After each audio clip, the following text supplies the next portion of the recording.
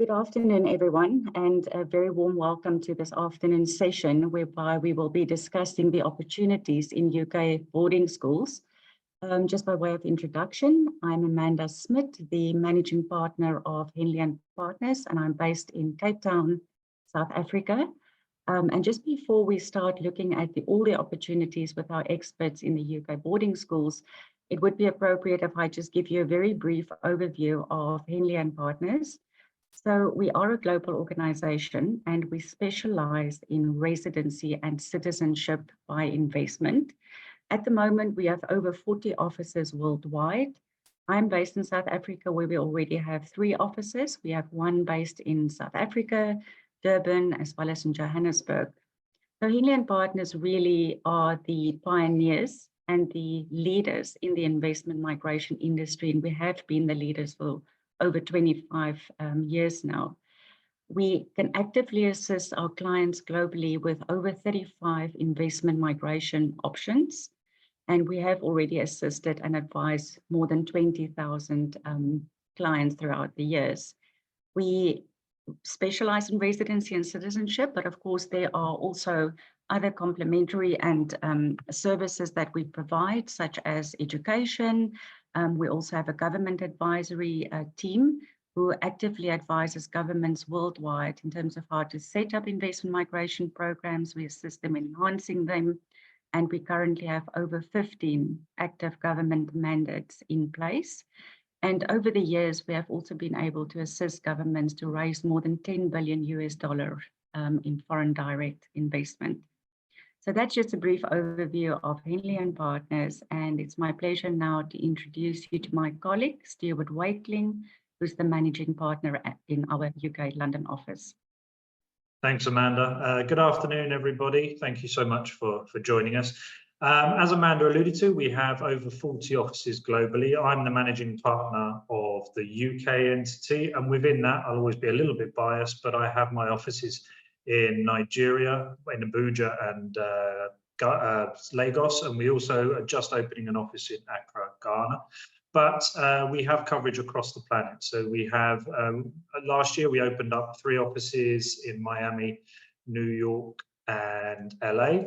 We have some offices in the Caribbean, which is one of our most popular destinations. As Amanda said, we have offices in South Africa, Australia, 15 offices across Asia, and 11 offices across Europe. So we're well covered to assist people from all across the globe. And we have, in fact, assisted over 140 nationalities in the time that we have been in place. So we're well placed to help wherever you may come from. That's a brief snippet about us and our coverage. I will now hand over to what you really want to hear about, and that's the education services with Tess.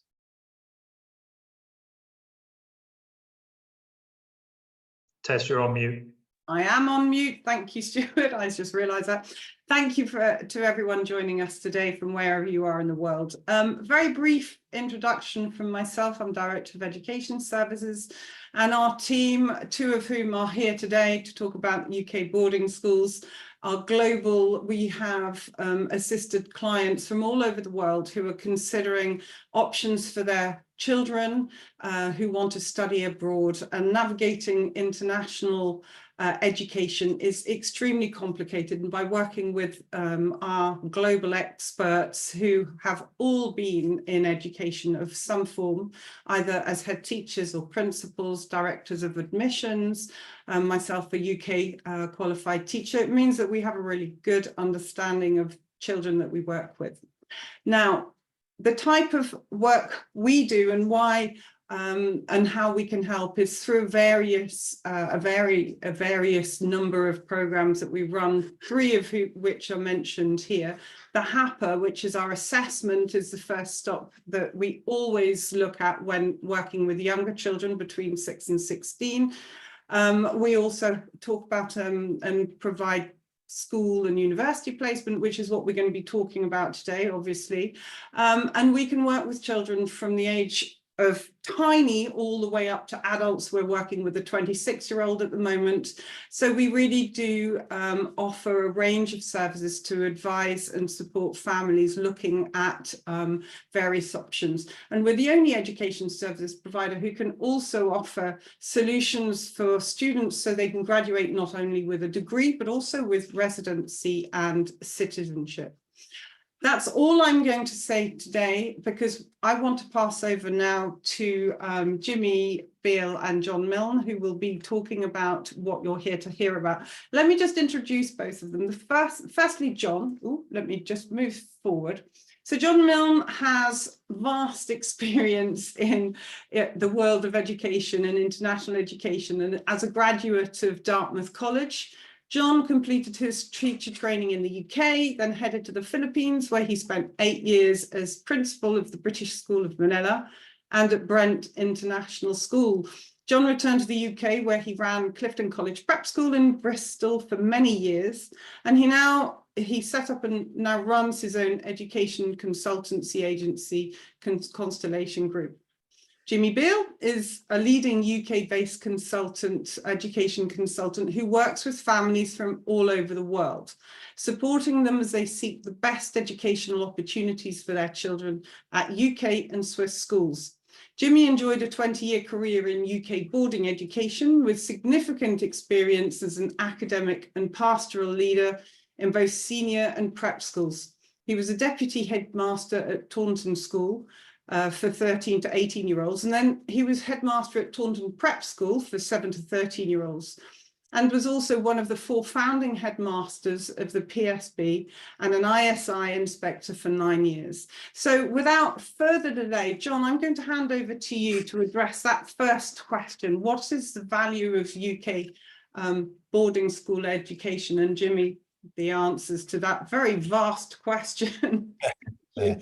Thank you very much, Tess, and thank you, Stuart, and thank you, Amanda, as well. And it's a great pleasure as Group Head of Education Services for Henley and Partners. I'm delighted to be part of this webinar along with my colleague, Jimmy Beale. As you mentioned, both Jimmy and I are very experienced heads, both in the UK and internationally. And I think what will come through today's webinar is the passion for young people that we have, whether they're small children in early years and prep schools or primary schools all the way through to high schools. And that's really important to remember as an international parent, because your child or your children are your most precious asset. And so you want to make sure that the people that you work with care for you, know the system incredibly well, and are going to be able to place your child or your children in the best settings for them. And having worked with Jimmy for many years, I know that Jimmy does a wonderful job with all of the families that he works with. So it's a great pleasure. So Jimmy, just turning straight to the question at hand, because there are many wonderful options out there, but we're focusing on UK schools today and UK boarding in particular. What are the competitive benefits of UK boarding schools, and what's the real value if you had to say to someone, this is what you really are investing in? Yeah, thanks, John, and for those kind introductions by the others. I think there are 2 facets here. I think it's where can a great UK boarding school education lead your child, and I talk about future pathways, including universities and also careers, but also what can it do for them as a young person, and on the latter depends on the young person. So it's so important that the research is done so that the child meets the right school, because we all know from our own education, if you're in the right place and you're a happy 13 to 18-year-old, you add great value to yourself and to your environment, because you fundamentally want to do it well. In the UK, there's a myriad of choice, and there are many different schools that have academic standards. So I think the most important thing is to look at the curriculum, where your child is coming from, what curriculum they've already been studied, and how a transfer or a transition can happen best. International parents may have access to their local curriculum, or they may have access to IB curriculums, the primary years, the middle years program, the American style, or they may have some access at a British international school to things like GCSEs and A-levels. Clearly, the transition is very, very important. But the UK curriculum and the UK formal examinations at 16 and 18 are considered gold standard. They're considered rigorous. They're considered to be very good stepping stones to an academic or vocational career. And that, combined with the quality of teaching in the schools, I think is the first and foremost. We'll talk a little bit about the pastoral standards and expectations at schools, in boarding schools, but I think first and foremost it's the academics. Yeah. Okay. And Jimmy, just on terms of the academic standards and the quality of teaching, we know that post-COVID, because there has been an enormous increase in global mobility and families looking to move their children to the best schools and the best universities for their children, making it far more competitive. So just on that point, why is it important that those academic standards and the quality of teaching for parents investing in UK boarding are so important? Yeah, quality. Tess mentioned earlier that I've been a schools inspector. We have a very rigorous set of inspection criteria here in the UK. It's called the ISI, the Independent Schools Inspectorate, who ensure that all schools are meeting minimum standards. The great schools that go beyond those minimum standards, it's down so often to the quality of leadership, John, and the staff, the passion of the staff to take the boys and girls in their charge in their classrooms a little bit further. The qualifications that you would come out of at the age of 16 or 18, the IB diploma or a series of A-levels, and we can touch upon the differences between the two, they are recognised as being meaty academically, and they are giving children a whole lot more in the classroom. Whether one of the things that I have learned, and I'm sure you have as well, is that so many of the boys and girls who come from international schools have, to a degree, suffered rote learning. They've suffered being given information and told to regurgitate it. The UK academic system is that you're giving children the opportunity to make academic mistakes, to take risks in the classroom, and to learn themselves. And that is better preparation for university and the world of work. So when I said earlier, it's about leading you on to something else, that UK standard and the way it's done is appreciated both by universities and employers as taking children a little bit further. Yeah, I hope that answers vaguely.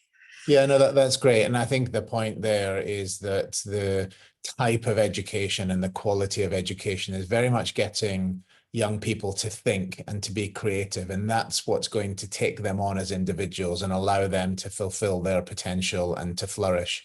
And so it's really important, because once you get a certain set of academic qualifications, schools and universities are then looking at, well, in what way are you using that information? And they want young people that have that appetite for learning and that enthusiasm for learning. And the academic standards and the quality of teaching really brings that out in them. So they're developing as young people.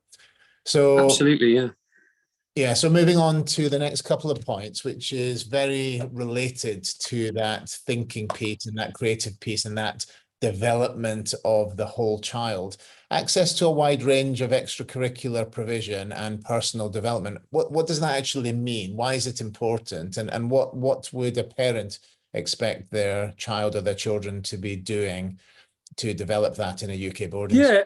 Yeah, I'm thinking on my feet here, but I'm actually going to answer a little bit about the university access on that. And in the last 3 to 5 years, the leading boarding schools here in the UK have taken the quality of their counselling or provision to advise about not just sending children to the great UK universities, the Russell Group, Oxford and Cambridge, but they're also really targeting in now, partly because international and UK parents are hoping to see it, on US Ivy League and leading global universities. So from some of the schools Here in the UK, you know, your really good schools, your Wellingtons, your Marlboroughs, you're now seeing 20, 22, 23% of leavers applying to Ivy Leagues and getting in. Why are they getting in at greater percentages from other parts of the world? It's because of the academics and the access to a wide range of extracurriculars and the personal development.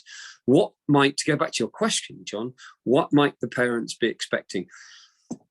I'm sure any 13-year-old or 16-year-old joining a UK boarding school will have their interests, whether that's badminton or doing some yoga or doing some team sport already. They will be encouraged to carry on with their own particular interest, but they'll also be asked to muck in, to join in, and to try new things. You don't have to become an expert, but let's give it a go. Now, whether that's team sport, whether it's the CCF, whether it's Duke of Edinburgh expeditions, where the children go out camping and do all sorts of remarkable community work, there is so much going on in the schools. So parents who send their children to UK boarding schools are surprised at the end of term 1, term 2, and term 3, when their children come home and say, you have no ideas the things I've tried. I might have been rubbish at it, but I really enjoyed it. And then if you take that on to personal development, we know that the key skills required by all employers are fairly fixed. You want resilience. You want children who are able to communicate, to work in teams, but also get on with their own tasks. All of those things are subtly being delivered through the outstanding provision at the boarding schools. And boys and girls, they'll be up at 7 o'clock in the morning, they'll be breakfasting, they'll be off to their classes, doing their tutor work. But then at lunchtimes and after school and before their supper, and then after supper when they're not doing their homework, they will be doing so many different things. And that's the beauty. That is the absolute beauty of it. You can't take one away from the other. It's the academics as well as the provision. And I think you hit on a good point there, Jimmy, that in terms of the development of the whole child, it's about those experiences. If you're going to a school, which you will go to if you come to the UK, where the teaching standards are very high and the quality of the academics are very high, you know that you're going to get good outcomes for that child. But how do you actually develop as an individual? And it's the music and the sport and the drama and the dance and the expeditions and the types of young people that you meet from all over the world that really bring out your character and your personal development. And those are the things not only that are going to be good for you in terms of making you more competitive when you go to university, but just in terms of development as a human being, the sorts of experiences that you have, the sorts of experiences that you participate in and what you learn about yourself is really, really important, because education, as you know, is not just about the outcomes, it's about the person that you become. And I think John, I think that is so important. And you know, the really good schools over here that we work with, when you see their 18-year-old leavers, they don't have a set of bullet points of achievements and things they've just done. They are these rounded people who walk into rooms and are able to light up others, and others, you know, they appeal to people just because of. Yeah. There's a great difference between the arrogance and the appropriate self-confidence. And if you go to any of these great schools, they're saying it's all about self-confidence. It's not about telling people you're better. Yeah. It's just about being good. Yeah. And we want our children to be self-motivated and to be self-starting and to be confident, but with a humility as well. And I think that's absolutely great. Yeah. Okay. So Jimmy, moving on to the application process, when and how, we've alluded to the competitive nature around the world of getting into the best school for a particular child. So typically, what are the timeframes for applications? What's the best age to consider going to a UK boarding school? And what does that process actually look like? Yeah, I'm of course going to be horribly biased and lead it. The longer I think you are at a UK school, the better. However, to send your child across the world when they are 7, when they could start at a boarding prep school, to some is a totally alien concept, and I get that. The classic entry points are at 13 and 16. Many international families round off a great education wherever they live, and then they send their children just for the last 2 years pre-university. And that has great benefits. If we touch upon the 16 plus intake, give it 18 months at least before you join. So if you are looking to join in September 2025 into what we call year 12, which is the lower sixth, where you would either take your A-level courses or your IB diploma, or BTEC, so there are others as well, you'd be starting to apply now. By apply, the actual application registrations might not be till May, June, all the way through to September, with assessment in October and November. But you need to start fathoming which is the right school for your child, and that's where we come in. So it's to do the academic assessment and then to start matching the schools, because you want to come and see the schools. You know, I could never recommend to an international family, just send your son or daughter halfway across the world to a school that you have not and they have not stood in and soaked up the atmosphere. Because I could tell you it's the most wonderful school on earth, and you could get there and you could say it's not quite right for us. And that often comes down to gut feeling, and you only get that when you visit. You would want to do your visits and then shortlist and then go through a process. Which would involve assessments, interviews. Some of those can be online, much better now that we've had COVID, and schools recognise that actually they can be more flexible as to how they assess, interview children. It doesn't always have to be whilst at the school. For the 13 plus, that can be very competitive, and usually you're looking at at least 2 years beforehand. Some of the assessments to get into a school in what we call year 9, when they're 13 plus, need to be done in year 6 and year 7. So I would say to parents, as soon as you have a twinkling of a thought that you would like to send your child across to the UK, start doing your research there and then. Don't say, we'll leave it because we've got ages. If you leave it and you have a bright button of a child, you might be eliminating some of the choice that they would have had if you'd have done the research right at the start of your process. So as you would expect me to say, as soon as possible. Okay. That's a long answer. Sorry, John. No, it's a good answer, and preparation is key, as is always the case. And just on the point that you were making earlier, because I think this is really important for international parents. Yeah.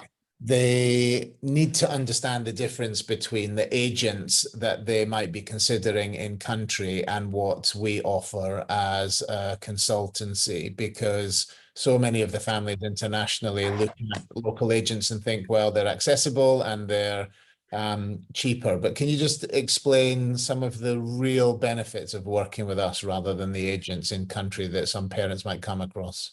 Okay, I'm going to flip it, as is my will. I'm going to flip it and say sometimes what are the disbenefits of working with the local agents, and not to disparage anybody, but be very cautious of using an agent where it becomes quite clear that they are going to be making their commercial gain, their money from placements into the schools by commission.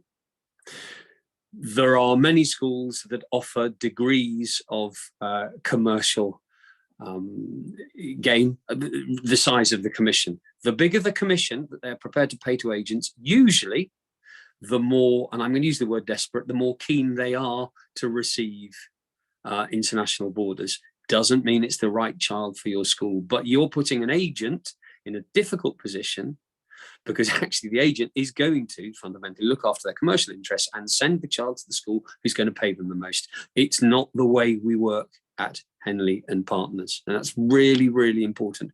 We are looking at the right match. So we will dive into your personal details, your personal needs rather as a family, your search parameters. We will spend a lot of time with your child. We will do a lot of academic assessment of your child, and we will then use our network to contact the right schools at a head teacher or director of admissions level and say, I've got this fabulous child called John Milne from the Philippines, who I think is just right for your school. And they know us well enough in the schools and respect our opinion enough to say, right, we'll have a look at them. That's the value of what we do. It's that personal network, our expertise. They know we are child-centered rather than just being pocket-centered.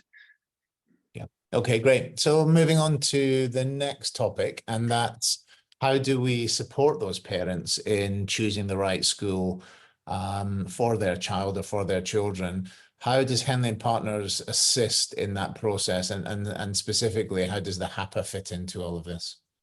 Yeah, of course. In terms of process, pretty straightforward. When working with Henley Partner clients, Tess and I, and yourself, John, will often have a completely no obligation call with any family who's interested in finding out more to see whether that client wishes to work with us and whether we feel that we can add value to the client. As soon as that has happened, we would put any child between the age of 6 and 16 through our HAPA, that's the Henley and Partners assessment. It's an academic assessment which is norming the child against their peers of their exact age here in the UK. Very simple. It's an adaptive assessment. It can be done at home. It's online. It takes up to 2 hours. But the data from that is crucial because it allows us then to tell the parents what sort of range of academic selectivity we're looking at, in our opinion, and then to start moving towards the right schools. And when we're looking at the right schools, there's much more than just the academics. It's the child's interest, their personality, etc., etc. But the fundament is the academics. The fundament there is the academics. That assessment is the first process. Once we've done that, we gain as much as we can a specific interest in the child, find out as much as we can, and we start moving them towards the schools. We would be supporting clients all the way with assessment, whether they require specific tutoring, whether they require interview, rehearsals, everything. We cover it all hopefully to the point when parents sign on a dotted line and have discovered which school they're going to. Okay, great. Thanks, Jimmy. So just a reminder to those that are attending the webinar that we do have a Q&A session coming up. And if you do have any questions, please do put those into the Q&A channel. But just to get things going on the questions front, Jimmy, one of the often heard comments from international parents is, oh, my brother went to a particular school or my business partner went to a particular school. What are some of the pitfalls of some of those comments in relation to making sure that we place a child into the best school? And also the other one we hear is, well, it's the most expensive school and therefore I want my child to go there. Again, what would you say are some of the pointers to consider when choosing the right school and on what basis? Yeah, I'm going to cover the second one first. Most expensive school, there is no correlation between a school having the top level of fees and the quality of the education.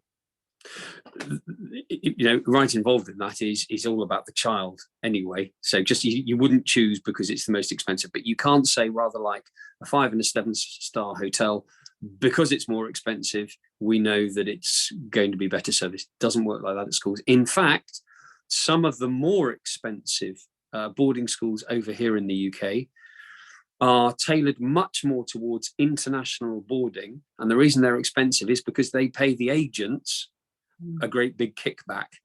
So please don't confuse those things. There is actually less of a range of fees for international boarding at boarding schools than one would imagine. It's not a huge difference between them. The other one, yeah, my dad, my cousin, my uncle went to a certain school. It was a long time ago. And schools change, and they can sometimes change in 2 or 3 years as to the quality of the provision. So reputation based upon other people's children or other people's experience is not relevant to your child. It really, really isn't. And we'll hear it all the time, all the time. my father went there, it's the best school. Well, yeah, my father went to a school in the 1950s. Mm. And boy, is that school different now, because I've just been there. Yeah, it's an irrelevance. It's an understandable human reaction, but it's one that we would counter all the time. That's spot on, Jimmy, because I hear it all the time as well. Whenever we speak to parents, is, oh, a friend of mine's child. That's the other one. A friend of mine says that her daughter is going to this wonderful school, etc. But you absolutely nailed it. Each child is different, and the way we work is to ensure that each child is treated as an individual, and we work for the benefit of that child. If I may just add a little anecdote to that, there is a school that recently is in the press an awful lot, because it is the school that probably Prince William's children are going to, probably, almost certainly. And the registrar and I were chatting this week about that conundrum, because he is suddenly aware that a whole lot of parents are interested in the school purely because of the opportunity it might give them to meet a royal. And he is having to say to parents, if that is your reason for coming to Marlborough, we are not interested. We're interested in your child and not in your social qualifications. So it's a really important thing. Just be child focused. Well, one of the other comments that we often get as well, Jimmy, particularly from certain parts of the world, is in relation specifically to schools, but also for universities, is where does it rank internationally? And again, just on that topic, whilst rankings are relevant in some respects, they are often misleading and can be a little bit of a red herring. So again, what would you say to parents in terms of, yes, it's important to make sure that the academic pedigree and the quality of the school is important, but actually league table position means very little? Yeah, I mean, league table position in essence reflects the degree of academic selectivity of the institution. So if a school at 11 years old or 13 years old only takes the absolutely brightest children based upon raw data, it will get 95% of those children into Ivy League universities and Oxbridge because the results are incredible. Is that as good an education as the school that takes children who are only, according to their benchmarking data, likely to get medium grades, but then they excel and get astonishing grades and get a value-adding education? So be very careful about league tables. I would say 90% of the international families who come our way, their first thing is, we want a top 10 league table school. Yeah. And that actually is something we have to gently break down and say that doesn't mean it's the right child for your school. And certainly it doesn't mean that your child is going to be academically suited to that school. Yeah, great. Yeah, and John, I think I thought, Stuart, have you got any questions or Amanda coming through from? Yes, I think you've just put on a chat. So one of my contacts in Nigeria is keen for British schools, but is concerned about how often they would see the child. When I consider my kids, the least the better. But if we consider his question, how often would he be expected to see the child should they be placed in a boarding school in the UK? Yeah, I'm happy to touch on that one. He wouldn't need to see his children in term time at all if he didn't wish to or it wasn't convenient to, because the boarding schools will look after the children all the time, and they may have something they call a compulsory exeat or their half-term holidays, when there are plenty of opportunities for homestay guardianship over here, and we work with a lot of families. However, if he was in the UK and wished to come to the UK, he could come across pretty often and take his son or daughter out for a weekend from their school. You know, these schools have changed beyond belief in that you dropped your child off at the start of term and you pick them up at the end. If you want to be involved at weekends, or even come and take your child out for a meal on an evening, The housemaster or housemistress at the school will say, great, because on the whole, children are delighted to see their parents. One interesting bit on that, often when they go to school at 13, their parents imagine that they want to see their children every weekend, and actually pretty quickly you discover your 13 or 14-year-old child actually would rather be with their mates, and that's something that mothers often have to see themselves. The answer is the right school, Stuart, your father from Nigeria would be more than welcome to play a full part. And I think going on from that, it's not just seeing the child, it's the communication that happens between school and parent. Again, 20 years ago, very little communication bar an end of term report. Nowadays, a parent would get a WhatsApp message or a WeChat message or whatever it might be, wherever you are in the world, to say, can we have a little chat about John Milne, because he's not been that happy recently. His behaviour has been showing, whatever it might be, and it's constant. So schools now see it as a triangulation between home, child, and school. Excellent, thank you. But there will be extended periods where they can, like if it's example Nigeria and he's at Taunton School, he will have the ability to travel home during holidays. And fantastic for pushing that one. Yes, the half-term holiday we call it the autumn term, that often takes place at the end of October, is often now 2 weeks or certainly 10 days, often involving 2 weekends, so that children can fly home and have a good 8-9 days at home. There's then a Christmas holidays, usually 3 weeks. Spring term, half term, and summer term, half terms are usually a week. And then you have an Easter holiday, which is probably 3 again, and a summer holiday, which is 8 or 9. Many families, the closer they are to the UK, they put their children on a plane for nearly all of those holidays. Okay. And the school, Stuart, will run very often coaches or transport to international airports. Excellent. That's it from me. I suppose the only other question would be on a personal level. Do you have the ability to turn back time and allow me to go to one of these schools? Because it all sounds lovely. Yeah, but the big question is, do you have the academic ability? Probably not, so I'll leave it there. Thank you very much, Jimmy. I've got one final question. This is something that I get asked quite a bit. It's about scholarships. Are scholarships available for international students? And if so, what type of schools offer them? What is the criteria? Are they financial? Are they more sort of targeted to sports or etc.? No, fantastic question. John, are you happy for me to go for it? Yeah, go for it. Perfect. There's a difference between scholarships and bursaries at the schools now. Scholarship is based on merit, and that is some area of brilliance or above average performance in, as you said, drama, music, sport, debating. It could be a whole range of things. They very often now come with not very big commercial or fee reduction. Classically now it's 10 or 20%. It's a small, basically it's an honor to have been given an award, because it does make a difference on your CV and as you apply to university. But it doesn't come with, it used to, sometimes 100% scholarships for brilliance. It just doesn't happen anymore, because the UK schools are very, very keen to hand out the funds they do have to those possibly in the UK who come from more disadvantaged backgrounds. It's something that's been happening politically over here.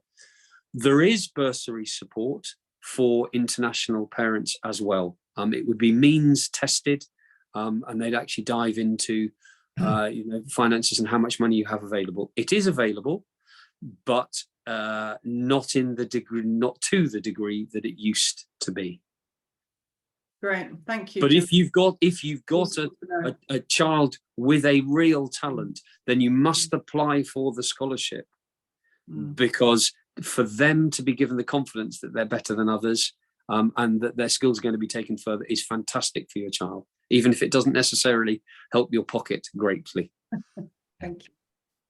Jimmy, just a quick question that's come through, and we often get asked this as well about the merits of co-educational schools and single-sex schools. Again, any comments on the differences, the pros, cons? I mean, that's a conversation I have a lot, as do you, John, with mums and dads. Some children will say, I'm absolutely fixed on co-education. That's what they've been used to. Some parents would say they've never considered single-sex education. Other parents come from completely the opposite direction, say that I feel that my son or daughter will do better, particularly in the 13 to 16 period. They will do better with fewer distractions at a single-sex school. It's really horses for courses. It's down to you and your family, and we as advisors really help you to unpick and understand the differences. But you'll never catch me saying that one is better than the other, nor will any co-ed school or single-sex school head. They'll say it just depends on the child and the family. Yeah, okay. And so just bringing the webinar to a close, just one observation I would make, and I'd be interested in your comments as well, Jimmy. We're both quite long in the tooth. We've been in schools for many, many years, and one of the great things that I always enjoy is talking to parents whose children have gone through schools in the UK.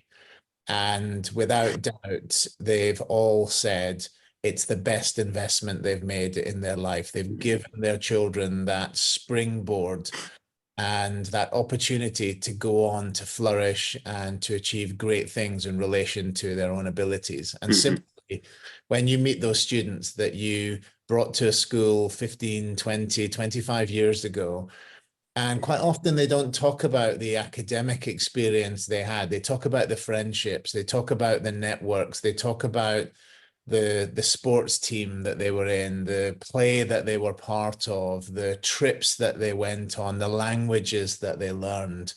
And there's nothing better, I would say, than for a parent to invest in the education of their child, because it's one of the best investments you'll ever make. Absolutely. I mean, completely. I think it can be transformational, and that's not just short-term transformation. Yeah. It's deeply meaningful and can give a superb pathway for the rest of life. I think it's brilliant. At its best, it's absolutely brilliant. Yeah, wonderful. Well, thank you so much for your input today, Jimmy. Thank you. Tess, hopefully that covers everything that we need to for today. But thank you everyone for being part of the webinar. And Tess, any final comments from you? No, just it was really informative, Jimmy. Thank you so much for sharing all your knowledge. And anyone who is interested in reaching out to us, you can see our contact details below. And if you're interested in UK boarding schools, reach out to me and I can set up a call between yourself and Jimmy. Thank you very much. Have a wonderful afternoon. Thank you, Stuart. Thank you, Amanda. Thank you, everyone. It was a delight to be here. Thank you. Goodbye.